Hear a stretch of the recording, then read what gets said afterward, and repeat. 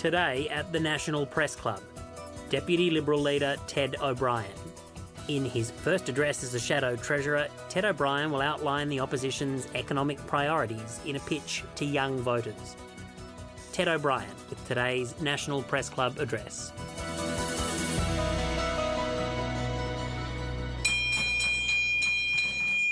Hello and welcome to the National Press Club and today's Westpac address. My name is Tom Connell. I'm the President of the club and anchor at Sky News Australia. Our guest today is the Deputy Leader of the Opposition and Shadow Treasurer, Ted O'Brien. It's his first address as Shadow Treasurer. He was here at the club not long ago for the energy debate, though, during the election.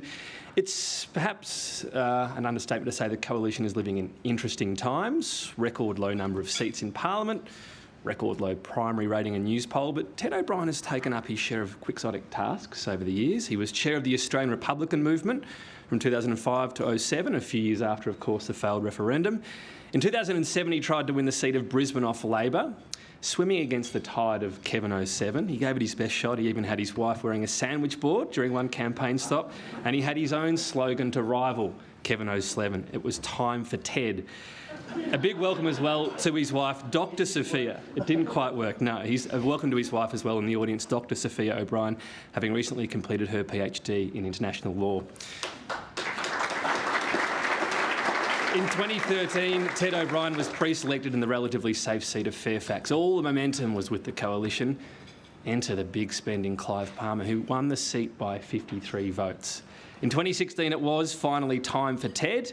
Clive tapped the mat after an inglorious 3 years, and since that time he has risen quickly through the ranks. He's taken on the crucial energy, of course, a role of energy spokesperson in the last term, and now Shadow Treasurer and Deputy Leader, as the opposition takes aim at Labor over the familiar ground of debt and deficits, and also the new battleground of intergenerational fairness as younger Australians struggle with the dual issues of high taxation and soaring house prices. His academic credentials as well include a Master of Economics from the London School of Economics.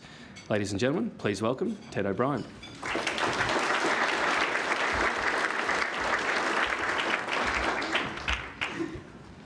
Tom, thank you very much, and to the board of the Press Club, sponsors, members and guests.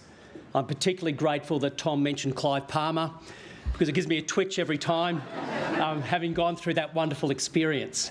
And Tom, you're right, this is the second time actually I've been at the Press Club, and the first time was earlier this year where I had the pleasure of debating Chris Bowen on energy. And for those who have been to or watched Press Club events before, it seems to be somewhat of a tradition that you are gifted a Press Club membership card with your name inscribed on the card. Well, that did happen when I debated Chris Bowen, but when I got back to the apartment and I pulled out everything from my pockets, I pulled out the card, and sure enough, I looked at it. Didn't have the name Ted O'Brien on it, but Chris Bowen. And so when I was invited to speak here today, I wasn't sure if I really wanted to, and I thought, you know what, I wouldn't mind a card. And so I don't know if I will get one today, Tom. I'm hoping I might. There you go. And we'll wait to see if that actually has the name Ted O'Brien or Jim Chalmers on it. If it actually has the words Jimflation, I promise to frame it. But I'm not here today, of course, to speak about membership cards. I'm actually here today to talk about Jess. Jess is 38 years of age. She's married to Matt, and together they're raising their two little children, one in primary school and one in kindy. And they're doing it pretty tough right now. They rent a little two-bedroom townhouse in the outer suburbs. Their girls are sharing a bedroom, and their lounge room is really more of a playroom with the toys piled up all over the place. They dream of one day buying a place of their own. But every time Jess checks the online mortgage calculator, the numbers just do not add up. This is not how Jess thought her life would be. And she's angry. Because if the Australian dream of home ownership is out of reach for her, well, her children will have Buckley's chance of even having the dream in the first place. In recent years, their rent has gone up by 20%, electricity bills 40%, and their weekly grocery shop is now nearly $300. Jess is working her tail off and looking after the kids at the same time. But it feels futile. Matt does long hours as a brickie and does some odd jobs on the side to earn some extra money to treat the kids here and there. And if worrying about the kids weren't enough, well, Jess's dad has Alzheimer's and her mum is struggling right now to care for him at home. This is the Australian story of 2025. When talking about economic policy, it's easy to get caught up in a whole bunch of big numbers and economic detail. But strong economic management is really all about Jess. A strong economy is not an end unto itself, but a means to an end. It is a means by which Jess and Matt and the kids can aspire to have a better life. But the sad truth is that today, our intergenerational compact is fraying, and all signs point to further disintegration. As Liberals in 2025, our mission must be to assure Jess and the millions of millennials just like her, the younger Gen Zs and the younger still Gen Alphas, that we see them and we are here to serve them. In today's address, I'm going to be running through a whole bunch of economic detail. But as I do, can you please keep front of mind the story of Jess? Little more than an hour ago, the Australian Office of Financial Management issued another $700 million in new debt on behalf of the Albanese government. I'll forgive you for not having noticed, as it happens 2 to 3 times a week, nearly every week. Just yesterday, they issued $400 million in new debt. And on Friday, they'll issue another $900 million. That's $2 billion, or $2,000 million, in debt in just 4 days. The Albanese government has already issued $58 billion in new debt this financial year, and it plans to take that up to around $150 billion in new debt before the end of this financial year. Our national debt will soon exceed $1 trillion for the very first time. And Labor's plan is for it to exceed $1.2 trillion by the next election. That's why many are calling Jim Chalmers the $1 trillion treasurer. But we shouldn't forget that the states and territories also owe collectively more than $600 billion, liabilities that are ultimately backed by the Commonwealth. That takes government borrowings in Australia to more than $1.5 trillion, a debt so big that it has lost all meaning to the everyday Australian. But what it really means is that our governments have taken out a credit card in Jess's name, in Matt's name, and in the name of their kids, in the order of $60,000 each. Every child born in Australia today enters the world $60,000 behind. And every minute that goes by, they fall further behind. But it wasn't always like this. By 2007, the Howard government paid down our national debt. Through the 2 economic crises since, debt ratcheted back up. As RBA Governor Michelle Bullock reminded us recently, we're meant to replenish our fiscal buffers in the good times to prepare for the bad times. But believe it or not, right now these are meant to be the good times. Yet Labor is planning 11 deficits in a row. To those who think our debt is no big deal, never forget the dangers of compound interest. At around 35% of GDP, Australia's debt today is roughly where America's was before September 11 attacks. But US debt has now passed 100% of GDP, near its all-time record following the Second World War, and it's hurtling towards 120%. Now, Australia isn't the United States, but we also can't afford to go where they have gone. We may be nowhere near that point today, but I do fear that's the direction we're heading towards. And make no mistake, if we are ill-prepared for our next major crisis, it will be young people especially those entering the workforce, who will bear the brunt. The best time to act on this would have been 3 years ago. The next best time is now. Our dire financial circumstances are no accident. They aren't the result of bad luck or of mismanagement by the previous government. We know this because the Albanese government has been, quite literally, the luckiest government in Australian history. Over the 4 budget years this government has overseen, it has been the beneficiary of an all-time record $255 billion in net budget upgrades. Record terms of trade have driven record corporate tax revenues, while decades-high inflation has driven record personal income tax revenues. And yet, Labor has driven the budget into deficit and will keep it there for at least a decade.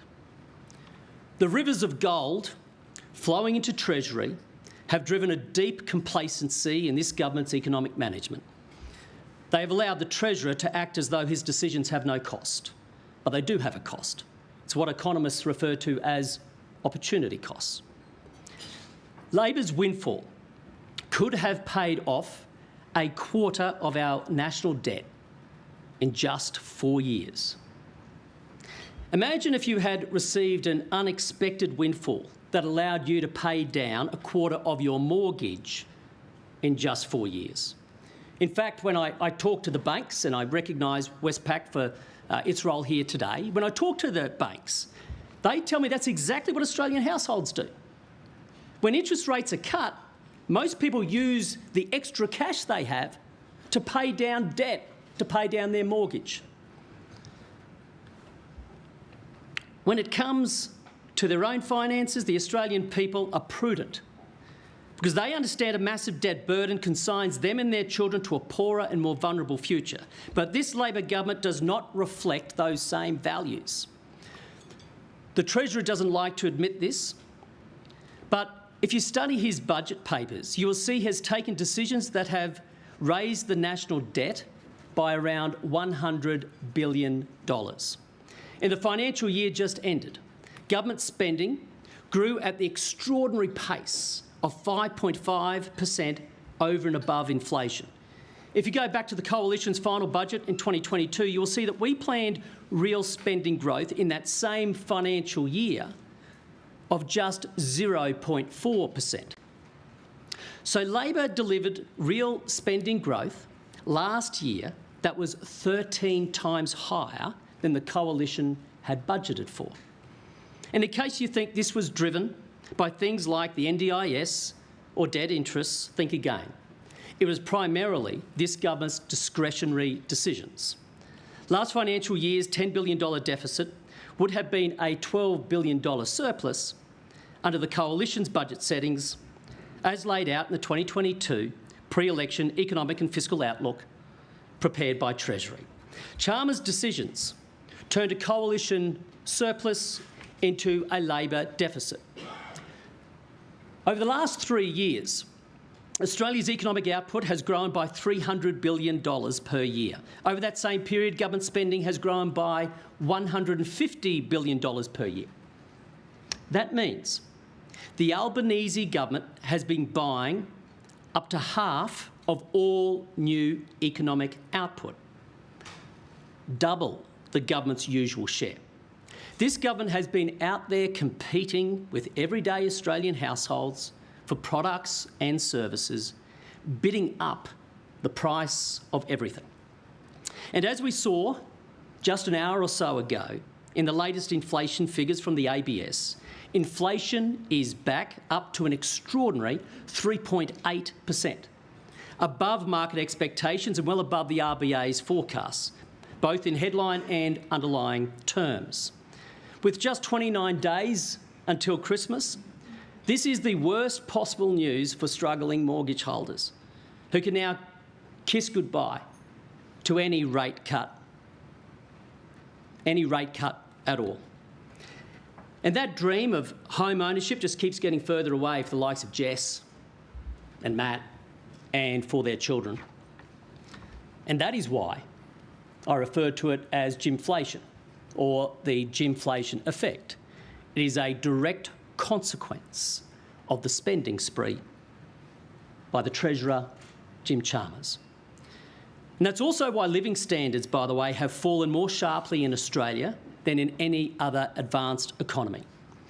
Jim Chalmers boasts that real wages are growing again. Notice he says growing, but avoids mentioning the level of real wages, because they're actually 2.2% lower today than when he took office. If real wages continue to grow at their current pace, what's happened recently, it would take more than 13 years to get back to where they were when Labor took office. Ladies and gentlemen, there's another, even more direct way young Australian workers are paying for Labor's spending spree. Under Labor, personal income taxes have already reached an all-time record high as a share of the economy. That remains the case even after Labor delivered the Coalition's Stage 3 tax cuts. Personal income taxes last financial year were $74 billion, or 28% higher than under the Coalition. That's $5,000 a year for every taxpayer. Can you imagine what Jess and Matt could have done with an extra $5,000 in their pockets? But this is only the beginning. The Treasurer's own budget makes clear his assault on young workers will only intensify over coming decades. Jim Chalmers is proud of his path back to surplus in 10 years' time. But what he doesn't admit is that his budget only returns to balance because he's planning to hike personal income taxes by nearly $500 billion over the next decade. This isn't speculation. It's right there in his own budget papers. If instead personal income taxes were to remain at today's all-time record high, that same share of the economy, then Labor's deficit would widen from 1.5% of GDP today to 2.1% of GDP in a decade's time. Debt wouldn't stabilise. It would keep growing without limit. Labor's plan is to paper over its growing deficits by letting personal income taxes rip even faster. That's why opposition leader Susan Lee has made it clear that we will take a personal income tax package to the next election, because young Australian workers can't afford $500 billion of personal income tax increases under Labor. Cleaning up after Labor governments is what the Coalition does. It's the natural order of things in Australian politics. After the Hawke and Keating deficits, it took years of discipline by the Coalition to balance the budget, but we did it. After the Gillard-Rudd deficits, it took years of discipline by the Coalition governments, but we did it. And after the Albanese deficits, I dare say it will again take years of discipline by a Coalition government to get the budget back in balance. But I can assure you we will do it. But balancing the budget doesn't happen by itself. Just ask Peter Costello. That's why he laid down the Charter of Budget Honesty. Reading it now, nearly 30 years later, it feels every bit as vital. But as former Treasury Secretary Ken Henry has noted, we need to breathe new life into the Charter. It doesn't need to be rewritten. It just needs to be followed. The starting point is to commit to quantifiable fiscal rules so treasurers can be held accountable if they do not abide by them. I believe that's why Jim Chalmers, on becoming Treasurer, threw out the fiscal rulebook. He simply did not want to be held to account. Instead, at estimates recently, under questioning by my colleague, Senator James Patterson, a Treasury official was asked to search excruciatingly through the Treasurer's fiscal strategy to find just one single numeral, just one number. He failed to find even one. After admitting there were no numbers, it was almost like a scene straight out of Yes Minister. The poor public servant offered that there were things quantitative in here, just without numbers. That sums up Chalmers' fiscal strategy beautifully. It's a word salad. The key problem with his lack of quantifiable fiscal rules is that without him, his budget forecasts are simply not credible. They are predicated on the Treasurer doing two things. First, immediately halving the rate of growth in spending he's been racking up to date. And second, raising personal income taxes by nearly $500 billion over a decade. If the Treasurer doesn't intend to deliver that plan, laid out in black and white in his own budget papers, then he should explain to the Australian people how else he intends to deliver on his forecasts. Either way, the starting point must be for the Treasurer to commit to a set of quantifiable rules so he can be held to account for doing so. Fiscal rules are vital, and that's my challenge for Jim Chalmers today. Ladies and gentlemen, whenever I talk about economic policy, I frame the challenge around two imperatives. The first is to stop the spending spree, ensuring your budget is sustainable, that taxpayers are getting value for money. That is the foundation of strong economic management. As Liberals, that's our bread and butter. But once that's bedded down, there's a second imperative that's even more important, and that's to start growing the economic pie. There is simply nothing more critical to raising the living standards of our children and grandchildren than the capacity of our economy to deliver. Today, we are living off the productivity gains of the generations before us. The generation before you builds your foundation, then you build on it for the next generation. That is the intergenerational compact. But that intergenerational compact is breaking. As the Productivity Commission has shown, for the first time in our history, those entering the workforce today are not experiencing higher living standards than those who came before. And it's getting worse, not better. In the last 3 years, productivity growth hasn't just been sluggish, it has gone backwards by an extraordinary 5%.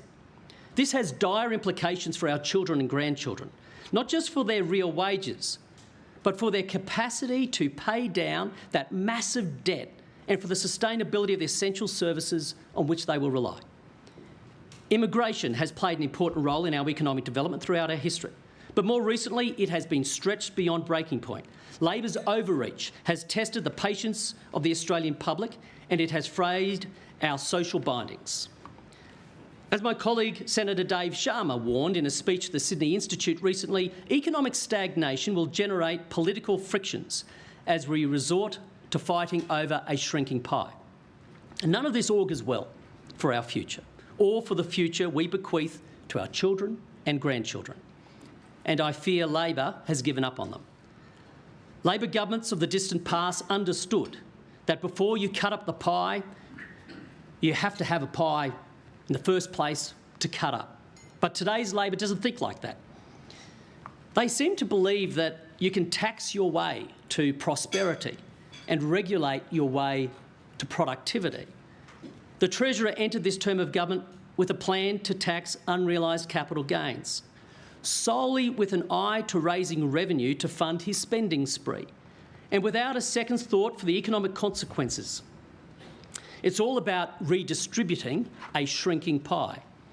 And as my colleague Senator Bragg has rightly pointed out, Labor's uncapped 5% deposit scheme will simply expand housing demand, force up house prices and push home ownership further away. push away home ownership further away and out of reach for so many. We all know that supply is how you grow that pie.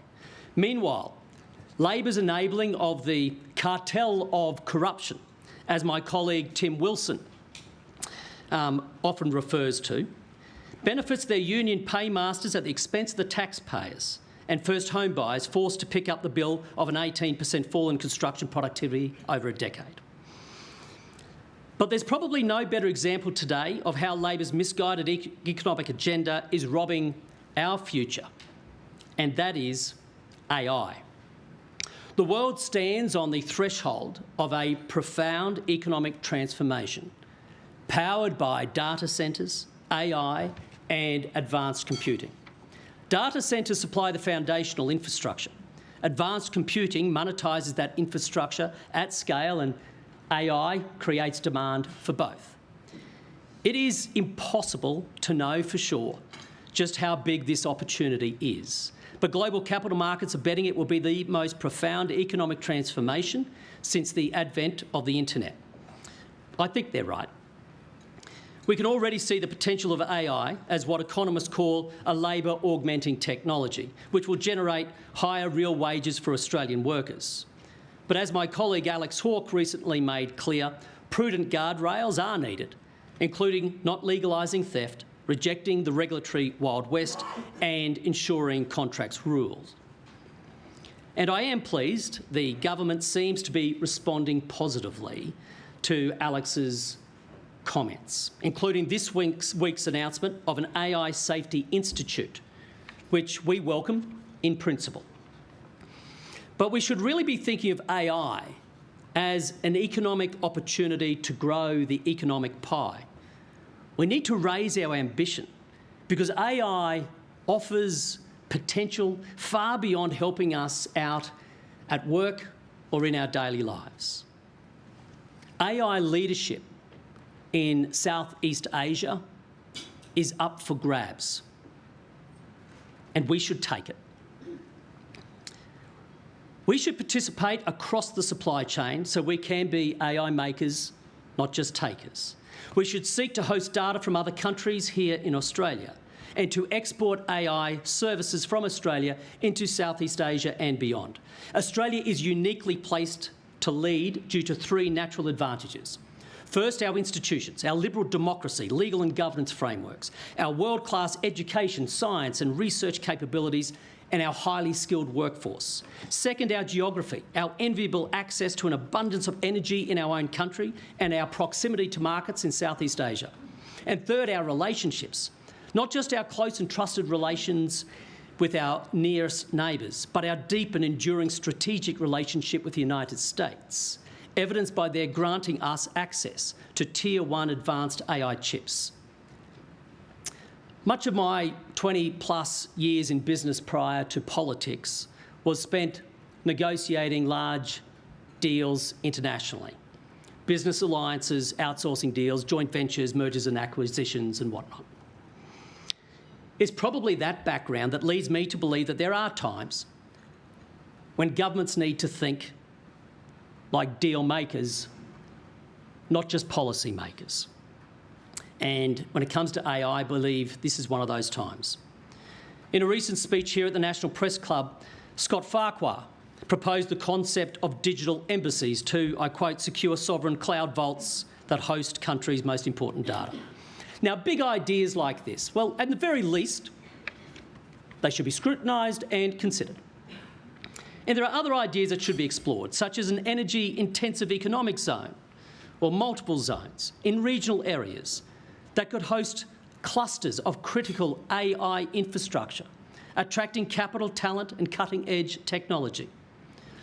I look forward to working with Alex Hawke and Simon Kennedy to explore these ideas, along with the Coalition Policy Committee for the Australian Economy, led by Simon and also Senator Jane Hume. AI is an undeniable economic opportunity, having the potential to cure many of the economic ills about which I've already spoken today. But Labor's policy settings are actively hostile towards it. A maze of regulation, whether it be planning, environmental approvals or industrial relations, has pushed out the time it takes to get a data centre approved. Ours is the slowest approval process in Southeast Asia, a leading global technology company told me just recently. Meanwhile, this government is intent on taxing the capital needed to finance the AI build-out. Their super tax was just the beginning, as Pat Conahan knows also only too well. Labor will be coming after other capital taxes. They've always been prepared to kill the goose that laid the golden egg. Just ask Senator Susan McDonald about Labor's mining tax.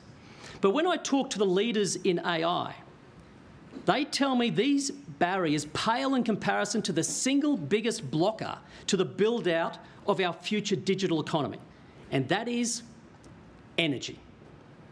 AI has an insatiable thirst for energy, but under Labor, we don't have enough affordable energy to meet our existing demand profile, let alone to power a new digital economy. We can't even keep our smelters running in this country.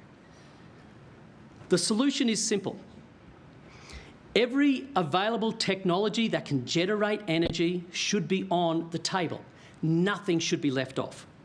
Yet Labor is forcing the premature closure of coal plants. They've been stifling the supply of gas. They've stalled their renewable rollout, and they refuse to even contemplate nuclear energy, a clean energy source that OpenAI, Google, Amazon, Microsoft and Meta are all investing in.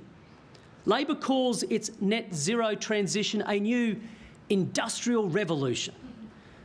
But the Industrial Revolution was all about raising productivity. Labor's energy transition is lowering productivity. It is the polar opposite of an industrial revolution. If anything, it's revolution in deindustrialisation. Labor's dogged pursuit of its net zero energy transition will ultimately hold Australia back from seizing the AI opportunity. Yet again, Labor is consigning the next generation to a poorer future. Ladies and gentlemen, I'm conscious I've taken you on quite a journey in this address today, centred around the need for Labor to stop its spending spree and to start growing the economic pie. But my real message goes directly to Jess. And that is to say, Jess, we get it. We're formulating policies to make it easier for you and Matt to buy that first home. We're formulating policies to bring down your energy bills. We're formulating policies to put more money back in your pocket. We're formulating policies so you and one day your children can aspire to a better future with high-paying jobs. Two potential futures lie ahead for young Australians, one mapped out by Labor and the other one mapped out by the Coalition. Unless Labor stops its spending spree and starts growing the economic pie, it will hand over to the next generation a future Australia that is poor, weak and dependent. Under the Coalition, because we understand the importance of a strong economy and we know the intergenerational compact must be honoured, we will hand the next generation a future Australia that is not poor but prosperous, is not weak but strong, is not dependent but fiercely independent. Thanks very much.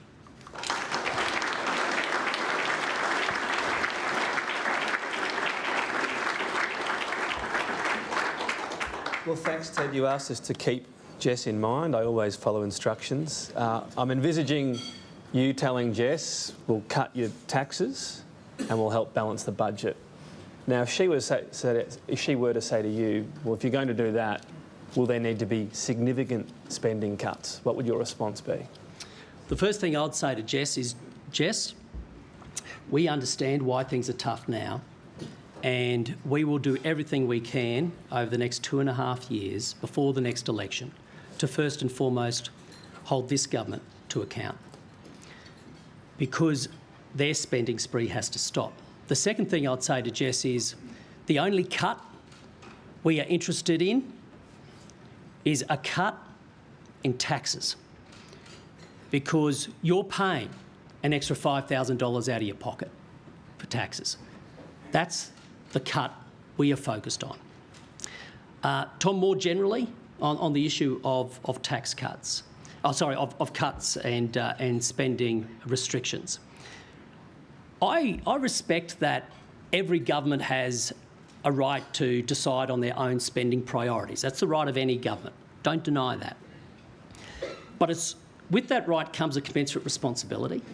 And the responsibility is, as a government, you have to find room in your budget to pay for them.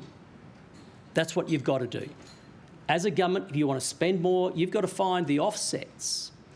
And therefore, it's not the responsibility of an opposition to find the offsets for a government's spending priorities.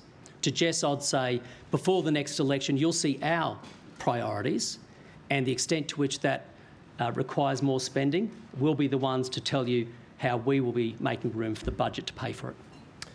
Plenty of questions to get through. Let's get straight to them. Yes, you can stand up. Phil Curry from the AFR. Thanks, Tom.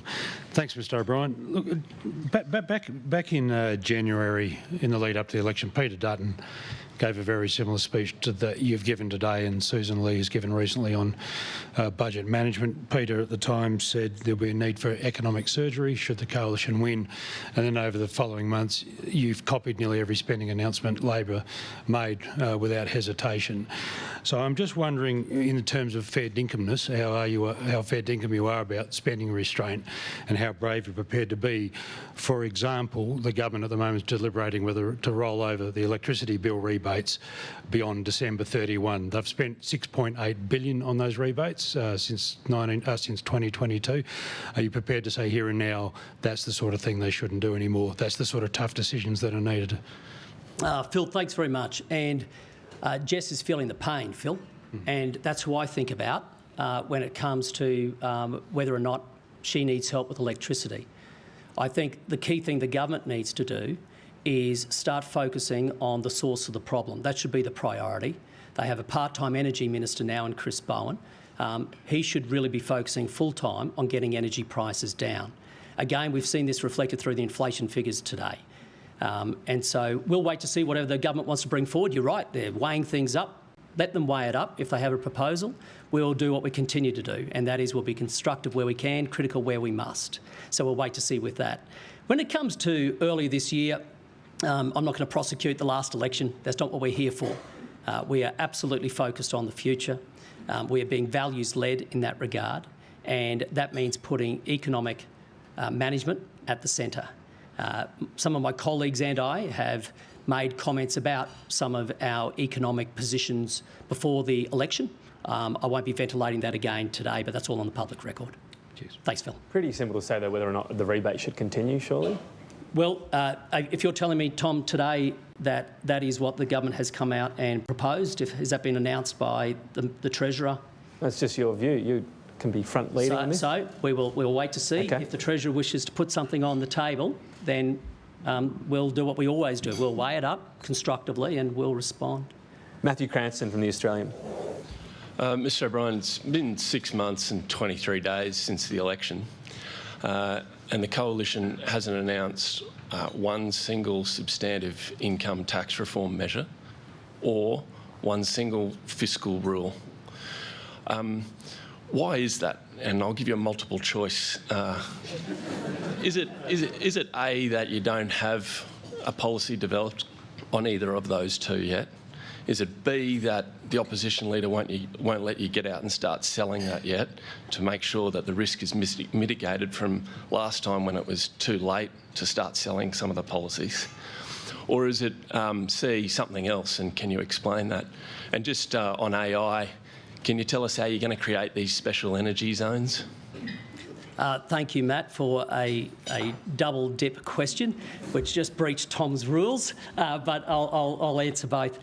Look, on the first one, we have absolutely been focused on developing our own fiscal rules, and we will release them in due course.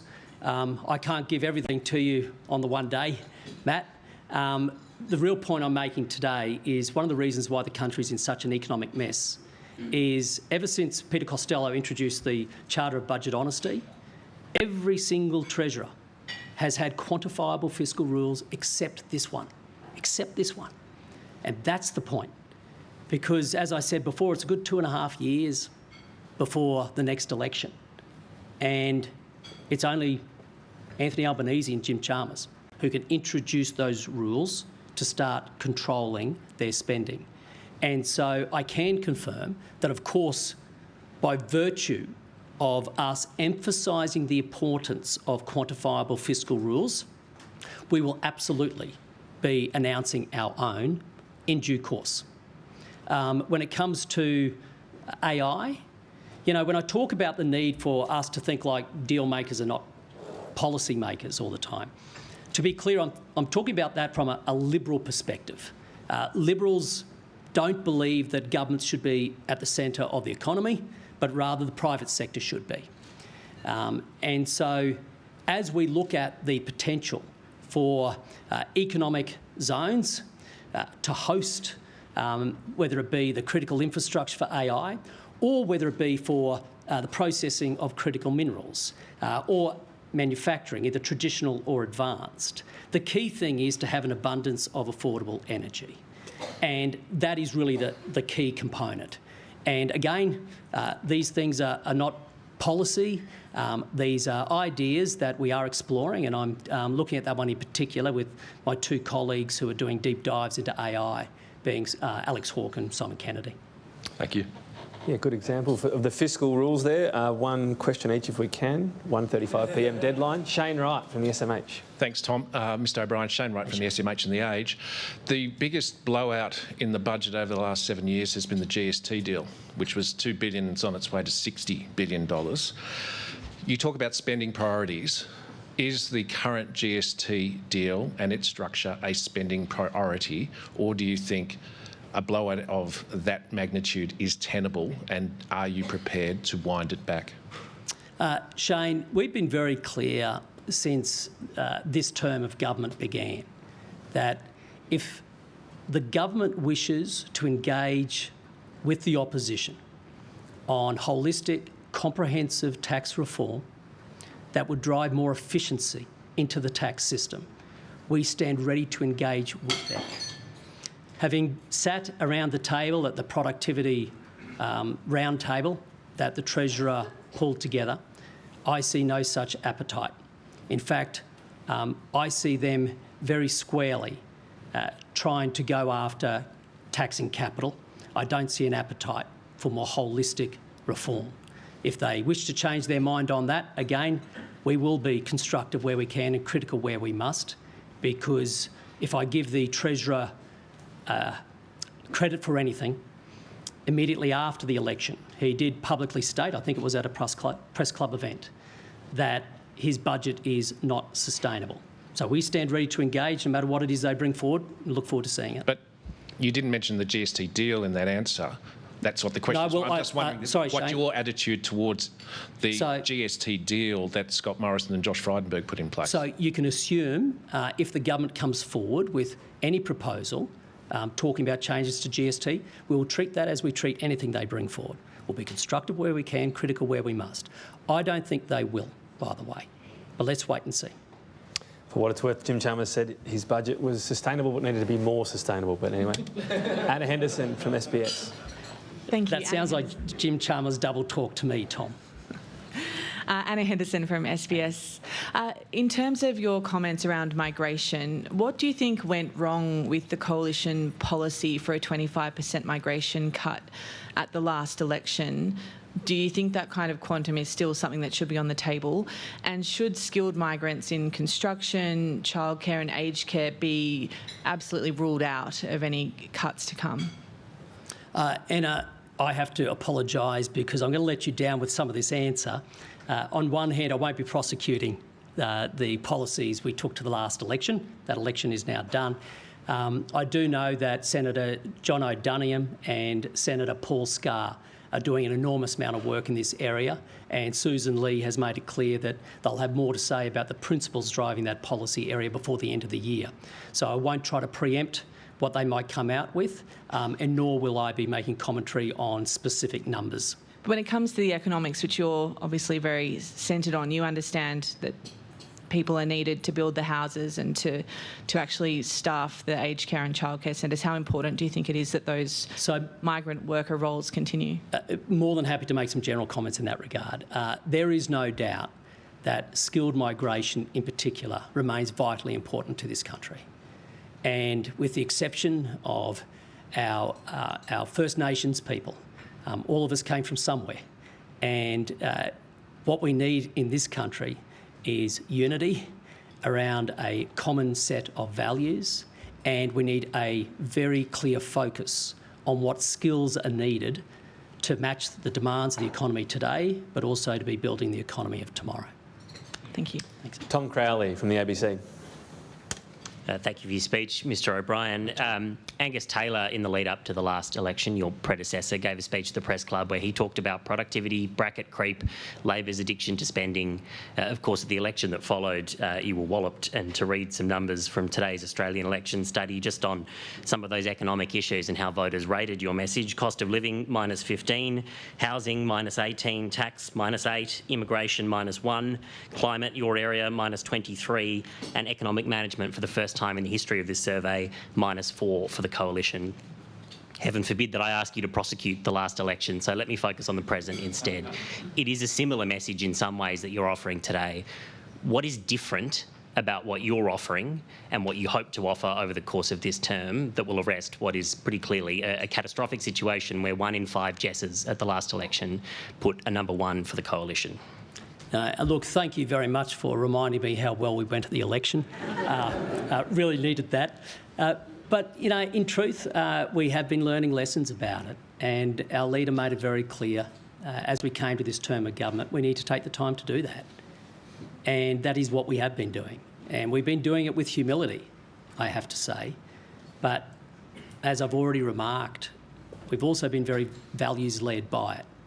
And as we have been looking through our suite of policies, including in the economic area, we are going back to the basics of what the Liberal Party believes in. And what we do believe in is Jess, because we believe in the individual. We believe in her family, because, yes, we believe in the family.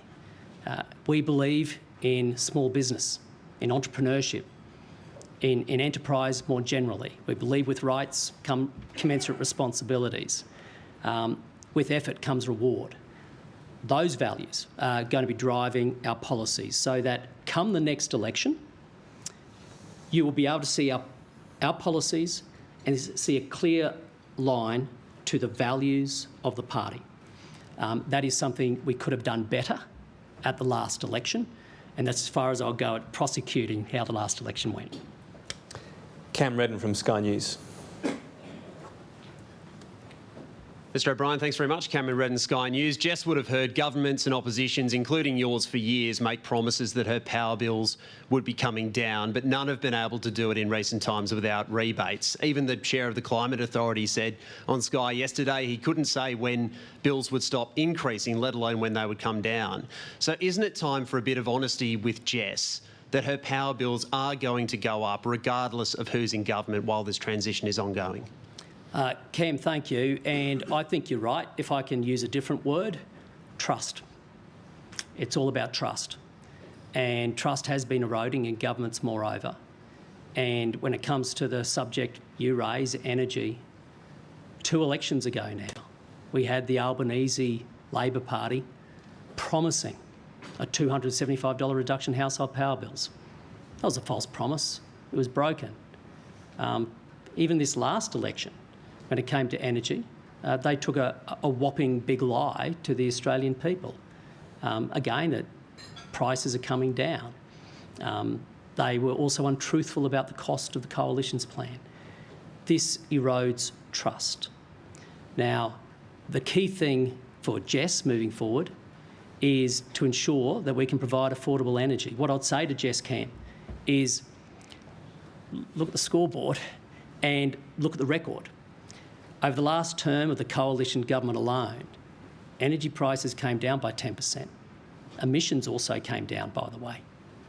Since the Albanese government has come in, Jess, your energy bill's gone up around 40%. That's the same around the country. Emissions, by the way, haven't budged. So on one hand, I'd be saying to Jess, trust our record, but also I'd be saying to Jess, what you've seen within a 6-month period is the release of a detailed energy plan that will guarantee affordable energy. and certainly far cheaper than anything the Labor Party will deliver. That's what I'd be saying to Jess. Thank you. Thanks, Cam. Whether it's new nuclear or new coal, whatever it might be, though, when you're pledging affordable energy, are you saying you can cut prices dramatically or just stop them going up? Well, that trust question. No, when it comes to the trust question, I think the biggest saving, which would be cheaper under us compared to Labor, Tom, would be around network charges more than anything. And sort of you mentioned some of the big baseload power sources. One of the economic benefits of that is you don't have to invest so much into transmission lines. And when all of us get our bill at home, if you have a look at it, it's probably around about 50% or more now as your network charges. One of the benefits of the plan we have is cost avoidance, which is why, again, it'll always be more affordable and cheaper under the coalition. Alan Ransley from News Corp. Thanks, Mr O'Brien, for your speech. Obviously, there's still 2.5 years to go before the next election, but at some point in that time, will you commit to releasing modelling, telling voters, showing voters how much your energy plan will make their energy more affordable? And Labor's put out some analysis today suggesting keeping coal-fired power stations online for another 10 years would cost $17 billion and also drive up their power prices. Would that be value for money for the taxpayers? Look, thanks very much. And your question actually allows me to continue what I was saying to Cam before. Trust. I mean, yes, you're right. You have the Treasurer out there today purporting to know the cost of the coalition's policy, when in fact, to this day, 4 years in office, the Labor Party can still not tell the Australian people how they're going to achieve their 2030 target, how much it's going to cost and who's going to pay. Only a couple of months ago, they announced their 2035 target, and the Treasurer claims so much modelling was done by Treasury. Still to this day, he cannot tell the Australian people how much it's going to cost. As for the net zero by 2050, no, they will not tell the Australian people how much it's going to cost. And so for the same person who's not trustworthy when it comes to figures, has today come out and tried to model the coalition policy, I'll just be disregarding it entirely. I can assure you that the hard work is being done from the coalition's end, but our focus right now is calling out this government. You can't tell the Australian people that your prices are coming down when they know the truth. They'd be going up 40%. And you still have the Prime Minister, the Treasurer and the Energy Minister banging the table, saying we've got the cheapest form of energy. I think Australians know the truth. And the more the government tells them dishonesties, the more they erode trust. Andrew Probyn from the Nine Network. Thanks, Tom. Mr O'Brien, can I bring you back to the productivity roundtable that you were at? And ask, in the context of your dear couple, Jess and Matt, who both drive petrol cars, but they're really curious that this road user charge that everyone seemed to be enthusiastic about, including all the premiers, that this isn't being progressed. I want to get your thoughts on that. But also, Jess and Matt are really perplexed that they can't afford an EV card. And they've read in the newspaper, a very expensive one, the Australian Financial Review, Phil, that the EV tax break is going to cost $23 billion over a decade. Money that's going to the pretty well-heeled. On those two fronts, where do you sit? Andrew, when I spent 3 days of my life locked up in a room without windows with Jim Chalmers and 25 other people, I wasn't there for anyone else other than 27 million Australians who weren't in the room, and that includes Jess. Now, in terms of the road user charge and how Jess and Matt might feel about it, I think they would have every right to be concerned that there's not equity in the system as it stands today. We have been consistently, as a coalition, calling on the government to bring forward a plan to deal with this issue. and not unlike other questions I've answered today. Once they do so, we'll be constructive where we can. You must have a philosophical approach to, say, the EV tax break, one that was meant to cost, what, $500 million and is blown out considerably? Yeah, so going on then to the fringe benefits tax carve-out for EVs, you're right. I do have a philosophical view on that, and that is it is patently unfair. So let's take Jess. You know, when Jess is able to work full-time, which she's not at the moment, but when she can, she earns $90,000 a year. If she uses the government's EV tax break, the fringe benefits tax mechanism, she can lease, let's say, a Tesla Model Y, and she can lease that for a period of time. When she brings out a mobile phone to do it, they ask her, how much money do you make? She puts in, let's say 90,000. And yet, an old school friend of Jess's is a lawyer. He's on 200,000. He does the exact same thing, but of course he punches in 200,000. Over the life of that lease, Jess pays $8,000 more than her lawyer mate. The more money you make, the bigger the break you get under Labor. So philosophically, I'm absolutely opposed to that. Economically, I'm opposed. It is one of the most inefficient ways to try to cut emissions. And the Productivity Commission agrees with that. So we are absolutely opposed to Labor's EV FBT carve-out. Thanks, Andrew. Are Jess and Matt watching? They're getting a good run today. They're getting a very good run today, but, you know, electricity is very expensive, Tom, so who knows if they've got it on. Sure, they can afford the TV on. Corey McLeod from Innovation On. Thank you for your address, Mr O'Brien. It was reported this morning that the Albanese government wouldn't be pursuing a standalone or designated AI Act. So in effect, I guess, reducing some of the red tape that I think people in your government would argue is holding us back. Setting aside critical infrastructure around data centres and AI, it would seem you're actually quite in alignment now on AI and the frameworks around it. We certainly welcome the fact that they claim not to be pursuing an act. As I said in my speech, we also welcome their announcement of a new institute. Of course, you've got to wait to see the detail, which is why I deliberately use the word in principle. Let's wait to see the detail, because this government has unfortunately had an ability to over-regulate, which is why they introduced 5,000 additional regulations in the last term of government. So let's wait and see. But on that part, there does seem to be a degree of alignment. But the true Achilles heel, and this is not me saying this, these are the best experts in technology around the world, they point to energy. They point to energy. Australia can lead in AI in Southeast Asia and beyond. We have everything we need. The number one thing holding us back is energy. And this thing is racing fast. And the next 5 years are absolutely key. If the Albanese government continues to prosecute the case of net zero by 2050 and all the substantive policy levers around that, we will not be able to maximise the benefit of AI. It just can't happen. Thank you. Thank you. Tom McElroy from The Guardian. Thanks, Tom. Thanks, Mr O'Brien, for taking our questions. Picking up the theme of Jess and Matt, I wonder to what extent you think tax concessions for property investors are contributing to the fact that they can't afford to buy their own home and have to rent. I think the biggest thing, Tom, for Jess and Matt is you need to get supply in. That's the number one thing. Yeah, but what about tax concessions?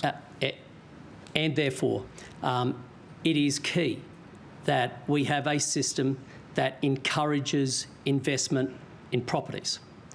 And so I don't think that's where the problem lies. The problems are multiple. This government, again, as we know, is falling dreadfully short of its $1.2 million target of new homes. And it's not just the federal government. Of course, there are responsibilities at all three levels of government when it comes to getting more properties. That is the key issue. I would not be telling the truth if I said to Jess, oh, it's all due to the tax regime. Is it at all due to the tax regime? Again, it's all about supply, and we need to ensure that we encourage investment. And therefore, if you're asking, for example, capital gains tax and whatnot, to be candid, we don't support changes in that regard. Thank you. Brittany Levinson from the Canberra Times. Thank you, Mr O'Brien, for your address. The State of the Service report is out today, and that shows that the APS headcount is almost at 200,000 across the nation. 70,000 of those are in Canberra. Is the Coalition still committed to cutting 41,000 public service jobs, to rein in that spending that you're talking about today? And if not, do you think there's a chance that by 2028 there might be even bigger cuts on the table? So again, we drew a line under our policies that we took to the last election, and so more would be said in this area, over time. So I won't be talking about numbers today, but I do want to go back in responding to your question, if I can, to the word trust. You will recall before this year's election, the Labor Party severely beat up on the Coalition on the issue of public servants and whether or not there will be a decrease in numbers. And with all of that, look at the announcement over the last 24 hours from the Labor Party. And they wonder why the Australian people are losing trust. Now, that announcement, by the way, I'm still waiting to see the detail, because I listened to the Finance Minister who says one thing and then the Treasurer who says another. So I'm not exactly sure where that's going. But again, it comes down to trust on the part of the Coalition. We'll have more to say in due course on that, but we've drawn a line from what we took to the last election. The 5% reduction that they're aiming for at the moment, though, do you think that's appropriate? Again, as I said, we'll wait to see what the detail is. If I listen to the Finance Minister, it's one thing, the Treasurer, it's another. Let's wait to see. But again, we'll be very upfront about that. Once the detail's clear. Without numbers, though, the Coalition thought the public service was way too big before the last election. It's hard to think that you wouldn't think it's still too big to some degree now. There's no doubt. Under this government, there has been a ridiculous blowout. That hasn't changed. The problem statement has not changed. Okay. Andrew Green from The Nightly. Thank you for today's TED Talk. Can I take you to the continuing discussion of leadership in your party? We've heard about Angus Taylor's ambitions, Andrew Hastie's ambitions, more recently Melissa McIntosh's ambitions. Can you give us a bit of an update on where Ted O'Brien's leadership ambitions may be? How many members of your party do you think would support you in the future, and how much are you hitting the phones? I can tell you my ambition. My ambition is to be the next Treasurer of Australia under a Lee-led coalition government. And if that isn't the case in the future, what about further ambition? I don't know why you're doubting. Thank you. All right, that's it. Zach De Silva from AAP. Thanks, Tom. Thank you, Mr O'Brien, for your speech. On tax, who are you looking at giving a tax cut to? Your colleague, Andrew Bragg, this morning said that you should be looking at middle and high income earners. He said low income earners don't pay much tax. How does that fit in with the tax policy that you're working up? And if I can break Tom's one question only rule, are Jess and Matt real? Jess and Matt are very real, but there just happens to be millions of them.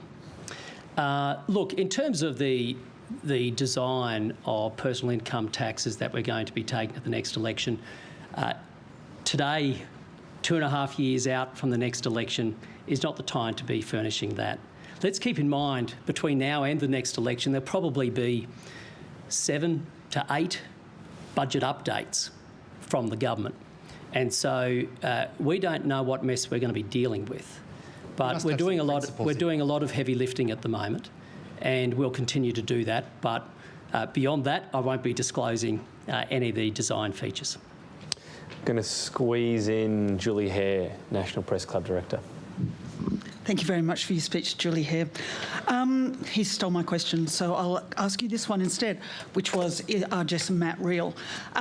So you arrived here and you said this was a pitch to young people to get them to vote for the coalition, but you didn't mention rising student debt, which is largely a result of a Morrison-era policy, the growing intergenerational wealth divide, or how you would address rising house prices and rent.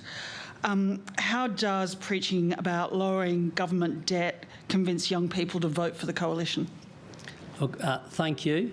And if I was given another half an hour, we probably could have covered off a lot of other things. And so, if anything, I was conscious of packing too much content into just 30 minutes odd. Look, there are multiple areas where young Australians are being let down. I meant it when I said that there's a fraying of the intergenerational compact, and Australians feel it. You know, Jess and Matt feel it, and students feel it. There's no one out there, despite Australia being such a wonderful country, the best in the world.